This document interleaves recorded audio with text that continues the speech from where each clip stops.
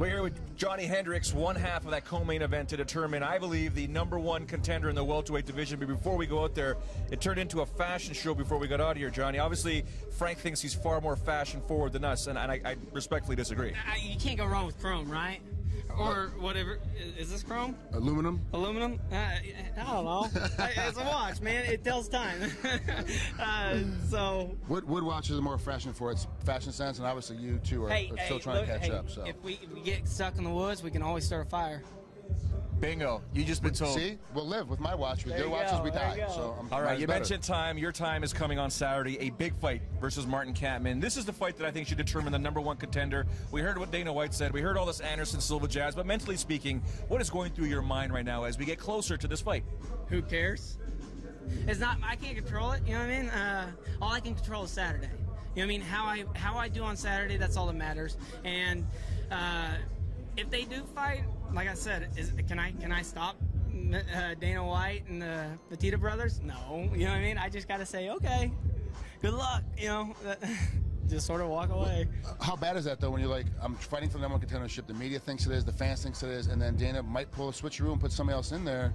Then obviously, like, it's for now for you, because the way you are in your career, it's a financial problem as well. Sponsorship dollars, fight money, you're the title holder, obviously you get pay-per-view dollars. Like, it's a big decision if you're not allowed to be that #1 contender. Yeah, it is. It is a big decision, but like I said, you know, if I don't get a title shot, guess what? This guy waits. You know what I mean? This guy doesn't take a fight until it is a belt. You know what I mean? I beat the best guys in the division, and if I win Saturday, then that's another huge name. You know what I mean? Another #1 contender. Like you said, he hasn't said it like that, but let's be honest, it is that. And if I win Saturday, then of course, you know, you got to say, all right, I'll take my time, I'll train for another 6 months or 8 months and fight GSP when he gets back. How difficult was it to accept this fight versus Martin Kampmann? Because when it was first announced, or at least put on the table, I thought to myself, I can't see these two guys agreeing to fight. They trained together for so long at Extreme Couture. Was it a difficult process, or is it a fact that, hey, you know what, this is where we're at in our careers, we have to fight? I've always been excited to fight somebody I knew. That's the wrestler in me. You know what I mean? That's the wrestler in me.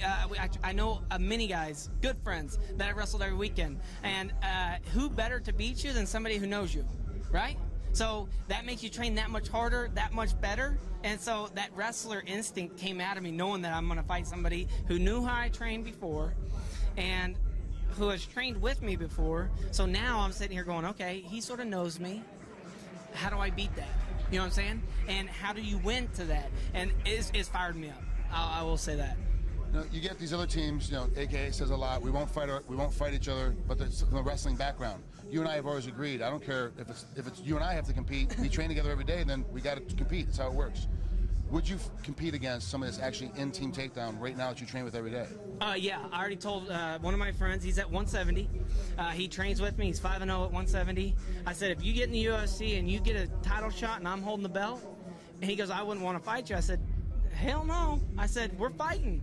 You know what I mean? I go, if you beat me, I'm keeping you. If you can beat me, I'm keeping you away from millions of dollars, right? I said, that's life game changing money. And I said, you better believe that I'm going to say, no, we will fight. You know, I'm not going to have you underneath me if you can beat me. You know what I'm saying? I want to see who the better guy is. And you know what? I said, if you win, you're buying the beer. Thank you very much for your time today, and best of luck on Saturday. Hey, thank you so much. Thanks, John. There you have it, Johny Hendricks taking on Martin Kampmann, co-main event UFC 154 Saturday night at the Bell Center in Montreal.